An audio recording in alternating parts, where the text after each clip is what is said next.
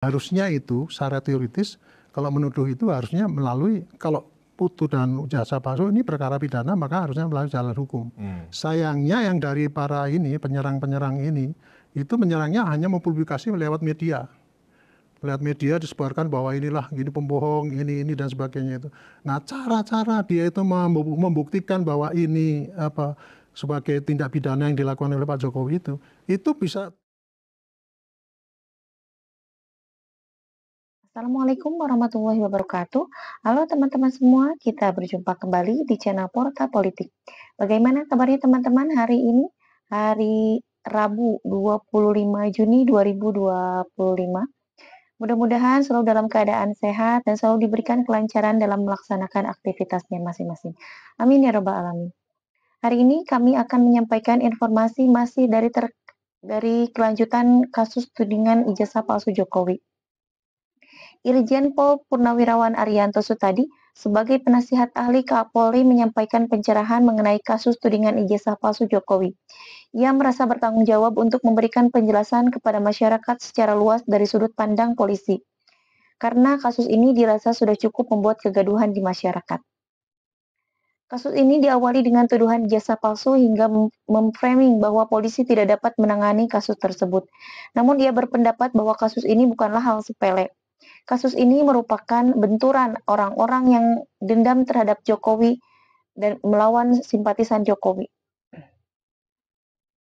Roy CS yang menyampaikan tudingan ijazah palsu tersebut selalu berkuar-kuar di media, sehingga hal tersebut dapat menyebabkan jeratan tindak pidana, namun mereka selalu berlindung di balik hak kebebasan berpendapat. Ariyanto kemudian menyampaikan beberapa hal yang bisa dipahami warga negara sebagai pelajaran hukum melalui kasus ini. Di antaranya praduga tak bersalah. Menurut undang-undang, orang tidak boleh dinyatakan bersalah sebelum putusan hakim yang tetap. Artinya hati-hati dengan penghakiman publik tanpa bukti-bukti yang sah. Selanjutnya legal standing, yaitu hanya pihak yang merasa dirugikan yang dapat menggugat. Ariyanto juga menyampaikan bahwa pembukaan data pribadi menurut Undang-Undang Perlindungan Data Pribadi, ijazah termasuk data pribadi yang tidak boleh dipaksakan untuk dibuka. Bahkan ia menyebut bahwa pemaksaan tersebut termasuk ke dalam tindakan anarkis. Mari kita simak video berikut ini. Makin rumit dan runyamnya kasus ijazah palsu yang melibatkan sejumlah orang yang memfitnah Pak Jokowi dan peristiwa serangan Israel terhadap Iran. Nah, kita nggak akan bicara tentang luar negeri, kita akan mencoba mengupdate ya perkembangan kasus ijazah palsu ini. Dan sudah hadir bersama saya, nah ini narasumber yang luar biasa. Saya akhirnya dapat juga menghubungi beliau, penasihat ahli Kapolri, Bapak Irjen Polisi Purnawirawan Ariyanto Sutadi. Terima kasih Pak Ariyanto. Terima kasih atas undangannya, Pak. Bisa menghadiri diskusi kita di ruang konsensus. Pak Ariyanto, ini sudah hampir 4 pekan barangkali Pak, secara intensitas isu dari kasus yang dibawa oleh Roy Suryo dan kawan-kawan ini. Dan secara image pencitraan, ini sepertinya Polri itu terdesak Pak. Terdesak oleh isu yang mereka gulirkan, seolah-olah Polri itu berpihak kepada Pak Jokowi, seolah-olah seperti itu. Nah, sesungguhnya padahal penyidik Polri ya yang sedang melakukan ini kan di beberapa tempat Pak ya kan? Iya. Nah, yang terkait dengan Pak Jokowi kan sebenarnya yang laporan Pak Jokowi yang di PMJ Pak ya, pencemaran nama baik. Nah, kalau yang lain kan perdata ada di PN Sleman, di PN Surakarta, ya kan? Ada juga laporan di Polres, Bekasi, Depok, dan Pusat. Nah, tapi kita fokus kepada kasus yang laporan atau gugatan Pak Jokowi ke PMJ. Nah, dari kasus itu aja, itu udah kemana-mana Pak sekarang isunya. Dan terkesan Polri lambat memang untuk mengeksekusi, apa karena kesulitan mendapatkan barang bukti atau terlalu luasnya spektrum dari isu yang melibatkan mantan kepala negara ini, Pak Ariyanto. Silakan Pak. Baik, saya sebelumnya disclaimer dulu ya. Ya. Saya ngomong di sini sebagai penasihat ahli Kapolri. dan saya tampil di televisi ataupun di podcast ini semangat saya adalah saya ingin memberikan pencerahan kepada masyarakat tentang apa-apa yang terjadi di publik ya.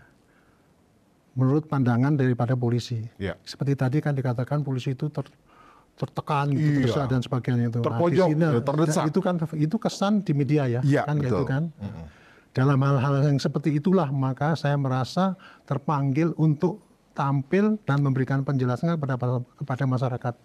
Karena dari pihak polisi sendiri yang masih aktif maupun yang masih pensiun, jarang yang bisa tampil dan memberikan penjelasan kepada masyarakat secara luas gitu. Nah, makanya itu semangat saya adalah memberikan penjelasan kepada masyarakat di sudut pandang polisi. Nah, kalau melihat itu tadi, masalah itu tadi ya, saya berangkatnya adalah begini, Pak. Polisi itu adalah sebagai pembina Kamtipmas ya. Apapun yang terjadi ke gonjang-ganjing apapun gangguan ketentraman, ketertiban, itu menjadi tanggung jawab polisi. Disitulah saya merasa wajib memberikan penjelasan. Nah, kalau ini tadi ya, itu tadi terjadi kegaduhan kan di masyarakat. Kegaduhan, istilahnya kegaduhan. Kegaduhan itu diawali dari adanya entry point-nya adalah tuduhan ijazah palsu. Betul. Kan gitu ya. Dan kemudian rame banget. Dan kemudian terframing seakan-akan ini polisi ini kok nggak bisa menangani masalah kecil kayak gitu. Dibiarkan kemudian sampai sekarang pun nggak jelas ujung pangkalnya. Tapi kalau saya boleh mengkupas ya kasus ini ya, ini ternyata tidak hanya peristiwa yang sepele tuduhan ijazah palsu itu. Karena ini tuduhan ijazah palsu itu kalau nggak salah sudah 2 tahun yang lalu sudah pernah keluar itu. Betul. Sudah ada terpidananya malah Pak. Sudah ada terpidananya, tapi kan tidak selesai juga gitu. Makanya kemarin diangkat lagi. Dan saya mengikuti ini kira-kira intensif sekira sebulan yang lalu ketika saya diundang di TV. Saya jelaskan. Dari mula saya melihat ya kasus ini adalah benturan antara kelompok yang pendendam Jokowi. Oh, oke. Bukan hanya sakit hati ya. Jadi udah dendam levelnya ya. Dendam kesumat kepada Jokowi. Melawan orang-orang yang merasa simpatis kepada Jokowi. Itu masalah besarnya itu, sebenarnya masalah pokoknya itu. Dengan tuduhan ijazah palsu, maka yang menuduh ini ingin menunjukkan bahwa ini loh, Jokowi kan seperti itu dan sebagainya itu ya. Cuman sayangnya dia dalam menuduh ijazah palsu itu sebenarnya bagian daripada jenis tindak pidana kan. Harusnya itu secara teoritis, kalau menuduh itu harusnya melalui, kalau putu dan ijazah palsu ini perkara pidana maka harusnya melalui jalur hukum. Sayangnya yang dari para penyerang-penyerang ini itu menyerangnya hanya mempublikasi lewat media. Lewat media disebarkan bahwa inilah gini pembohong, ini dan sebagainya itu. Nah, cara-cara dia itu membuktikan bahwa ini sebagai tindak pidana yang dilakukan oleh Pak Jokowi itu bisa terjerat oleh pidana gitu.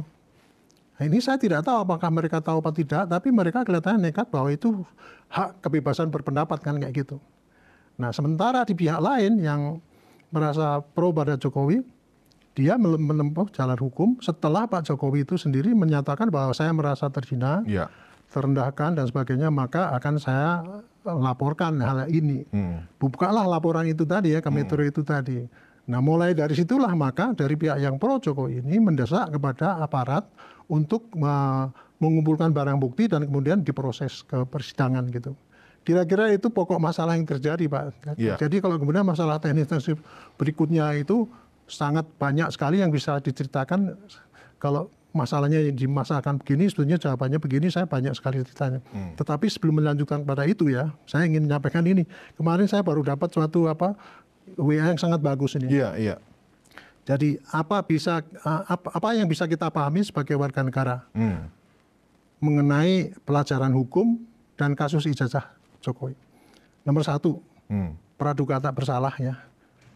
Jadi, menurut Undang-Undang Nomor 2009 Kekuasaan Kehakiman, orang tidak boleh dinyatakan bersalah sebelum diputus hakim yang tetap. Artinya apa? Hati-hati dengan penghakiman publik tanpa bukti yang sah. Itu nomor 1. Ini kan yang terjadi kan selama ini kan dipaksakan itu. Pelajaran yang kedua adalah legal standing ya. Undang-Undang 96 PTUN, orang yang bisa hanya pihak yang dirugikan langsung yang berhak menggugat. Jadi kalau orang mau menggugat bahwa itu ijazahnya Pak Jokowi itu palsu, itu kalau menurut petun ya, melalui petun, itu harus dia betul-betul yang dirugikan. Tapi kalau tidak, ya nggak bisa kan. Makanya itu sekarang mereka kan tidak bisa menunjukkan kerugian bahwa kerugian mereka, sehingga mereka tidak menempuh melalui petun selama ini. Kalau melalui petun pun pasti dia akan ditolak, karena kan legal standingnya dia sebagai yang dulu kan nggak ada. Nggak jelas. Ya. Nggak ada gitu. Nah, kemudian mereka pernah menempuh perdata, kan gitu. Gugatan perdata dalilnya adalah siapa yang menuduh dialah membuktikan. Ya. Nah itulah yang terjadi di Sleman sana kan. Jadi dia menduga bahwa ini kan nggak bisa membuktikan. Ya kan melalui perdata ya dia pasti akan gagal terus gitu. Nah kemudian yang terakhir melalui pidana itu dia nggak pernah melalui pidana kan. Pertama kali melapornya belakang ini aja, setelah itu kemudian lapor ke Barreskrim. Dia menuduh bahwa ijazahnya ini palsu. Tetapi bukti-bukti awal yang disampaikan kepada Barreskrim waktu itu kan tidak cukup, sehingga Barreskrim mengatakan ini tidak ada pidana.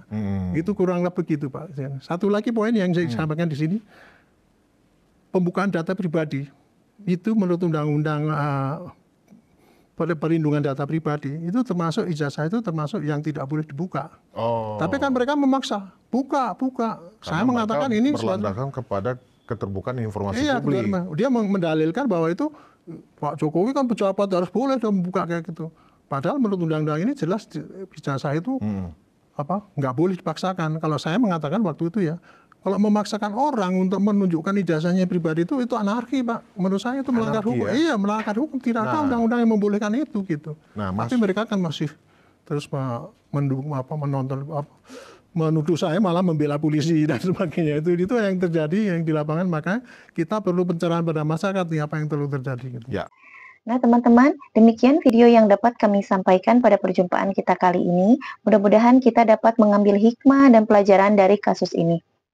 Silahkan sampaikan pendapat kalian di kolom komentar. Tetap dukung channel Porta Politik dengan cara like dan subscribe.